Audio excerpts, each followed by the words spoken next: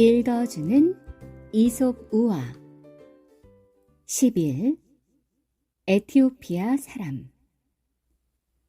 어떤 사람이 에티오피아 출신 노예를 샀다.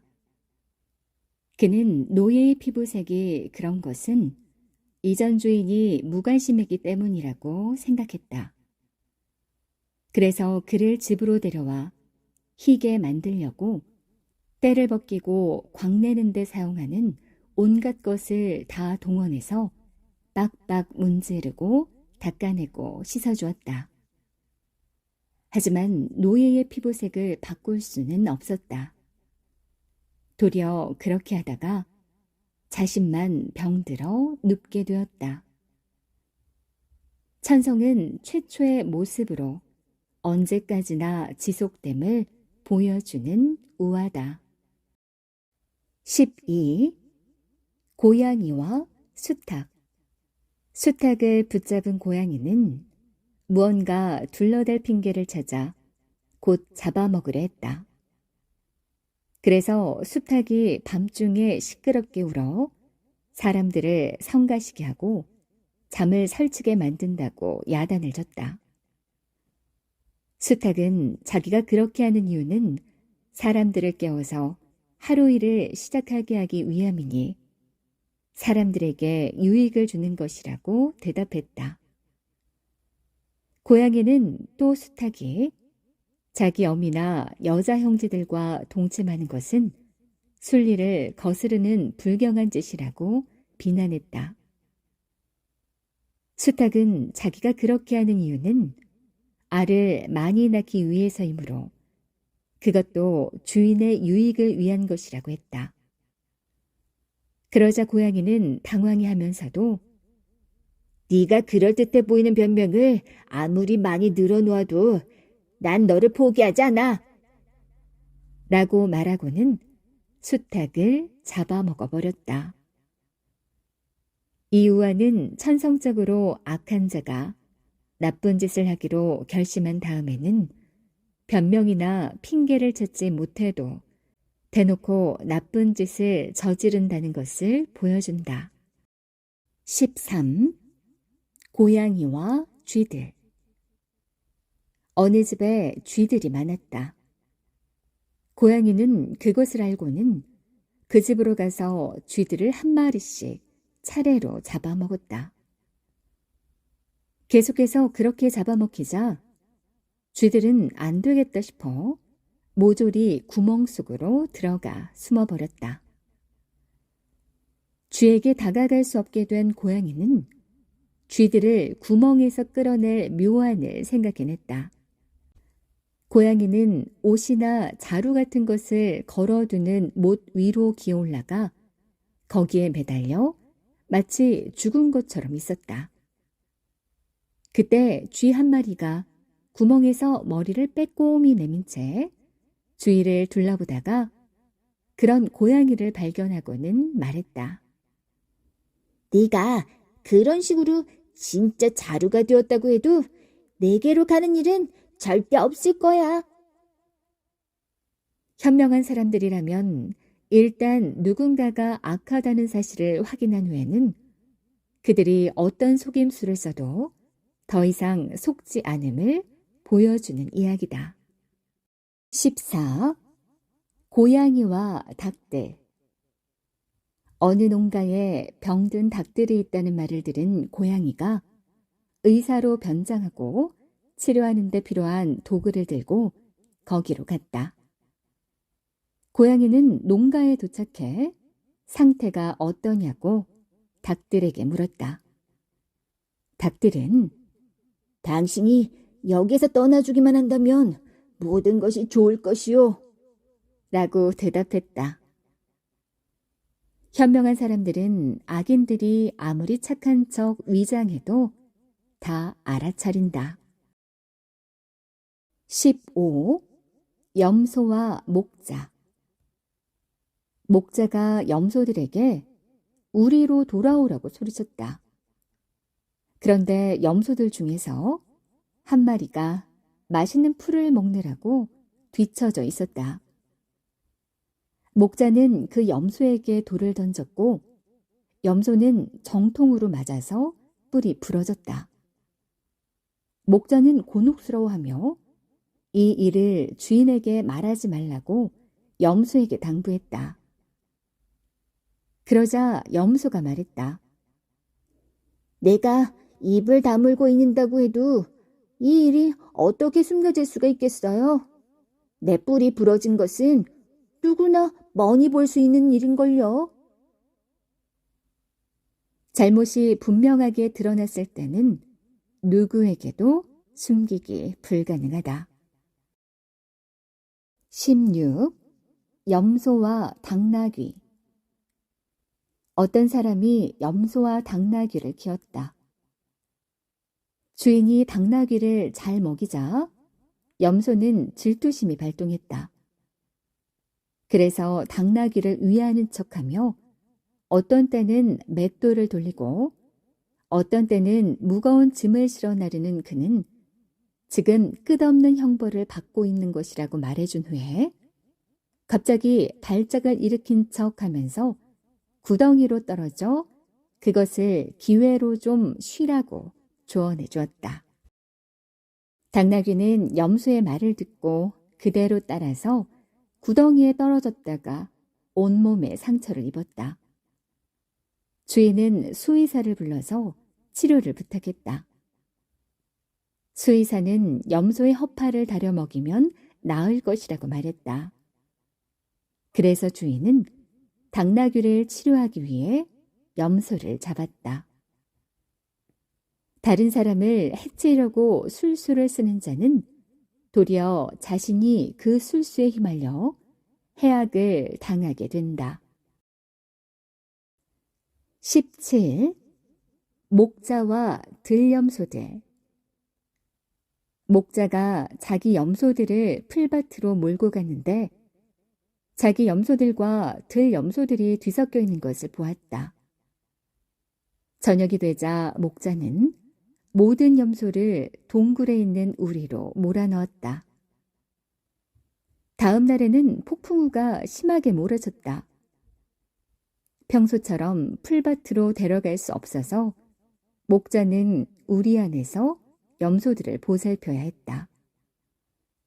그는 자기 염소들에게는 굶주려 죽지 않을 정도로만 꼴을 주고 그렇지 않은 염소들에게는 자기 것으로 삼으려는 속셈으로 넉넉하게 꼴을 주었다.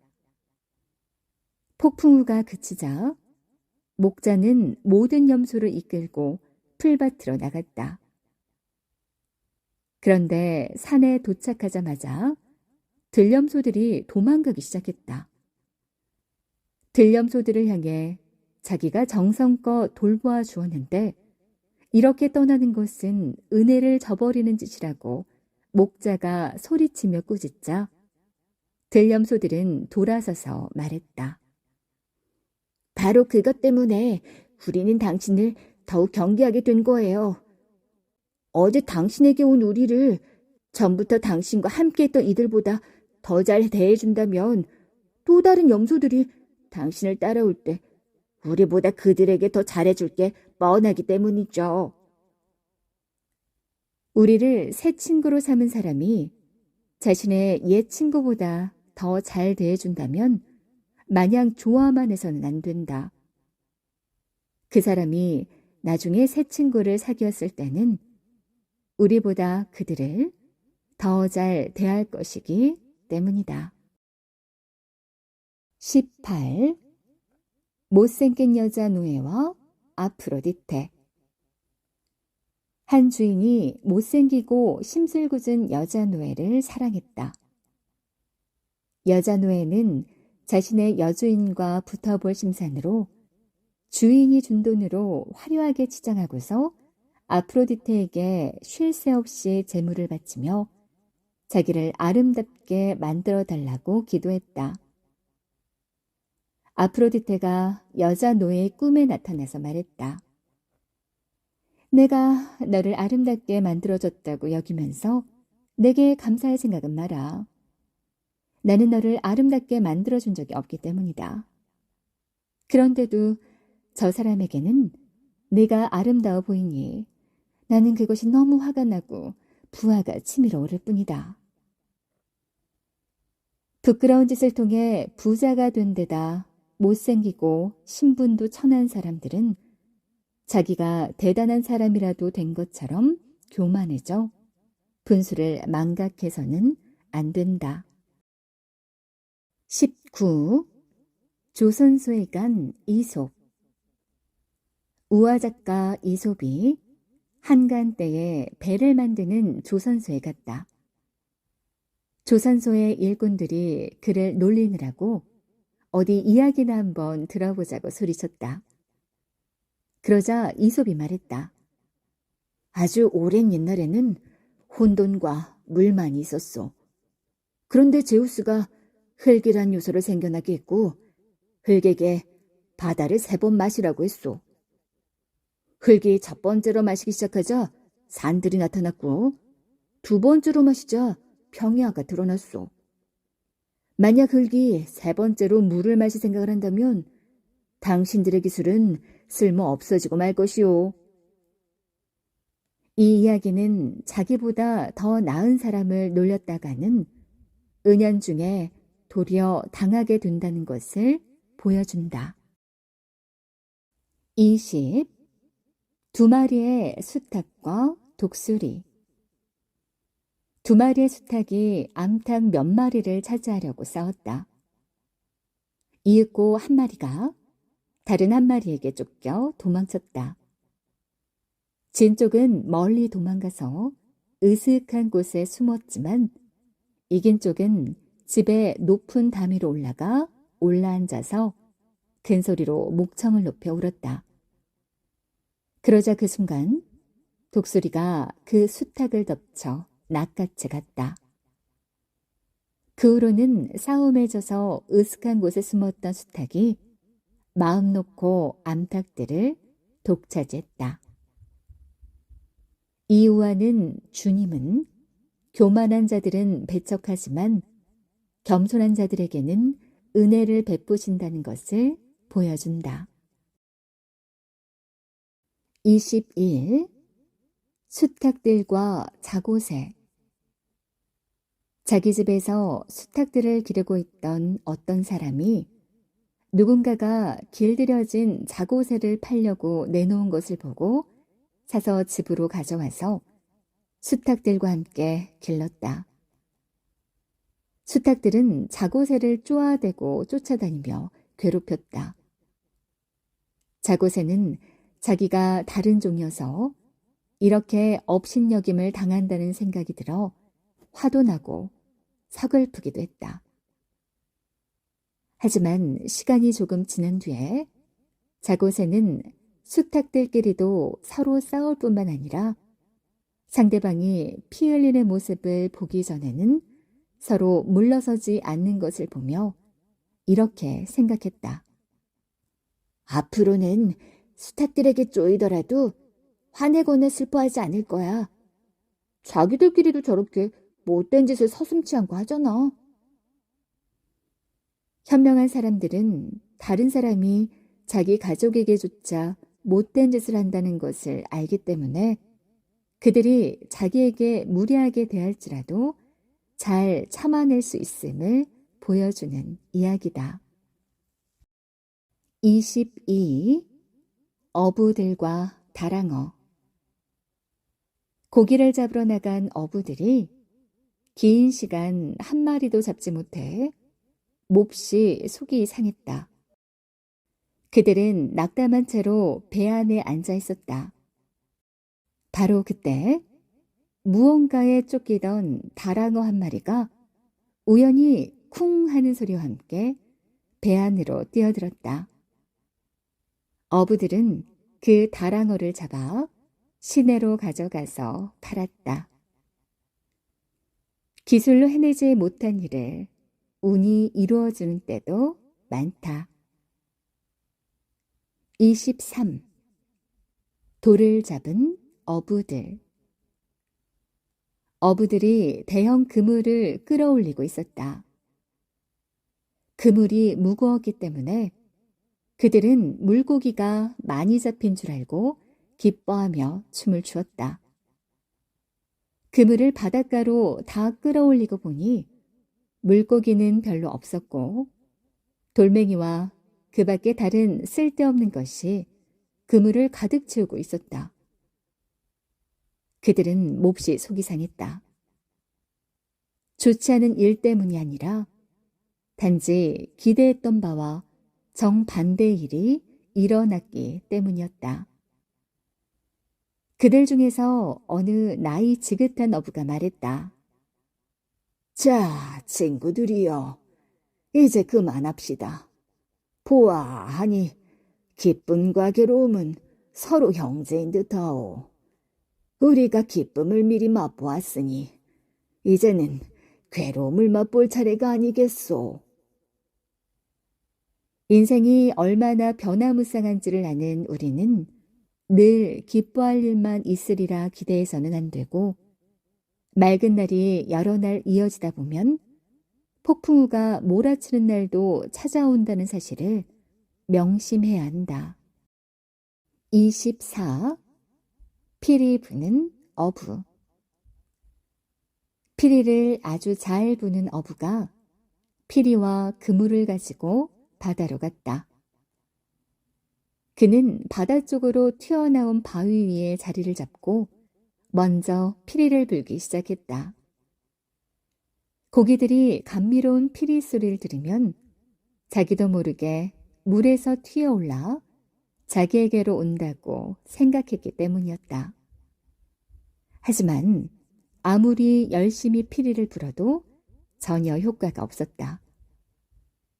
어부는 피리를 내려놓고 그물을 집어들어 물속으로 던져 많은 물고기를 잡았다.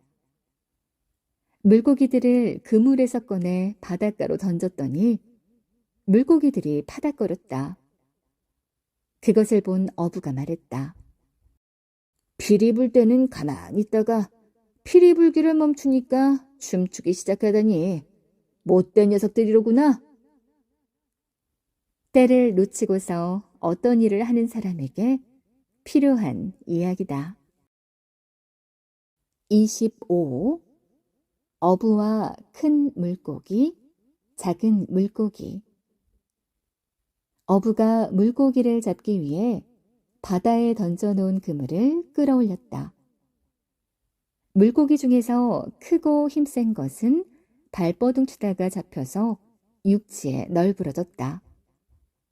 하지만 작은 물고기는 그물코 사이로 빠져나와서 바다에 남았다. 평소 큰 행운을 누리지 못한 사람들은 위험에 처해도 쉽게 빠져나오지만 큰 영예를 누리던 이들은 위험에서 빠져나오기가 쉽지 않다. 26. 어부와 농어. 바다에 그물을 들이운 어부가 농어 한 마리를 건져 올렸다. 농어는 자기가 아직은 너무 작으니 잡지 말고 제발 놓아달라고 어부에게 애원하며 말했다. 내가 다 자라서 큰 물고기가 되면 그때 나를 잡으세요. 그렇게 하시면 제가 당신에게 더 큰 이익을 가져다 주겠습니다. 그러자 어부가 말했다. 이미 내 수중에 들어와 있는 것을 작다고 포기하고서 나중에 내 것이 될지 안 될지도 모르는 큰 이익을 바란다면 나는 그저 멍청이겠지. 이 우화는 미래에 불확실한 큰 이익을 얻으려고 현재 자기 수중에 있는 작은 이익을 포기하는 것은 멍청한 짓임을 보여준다.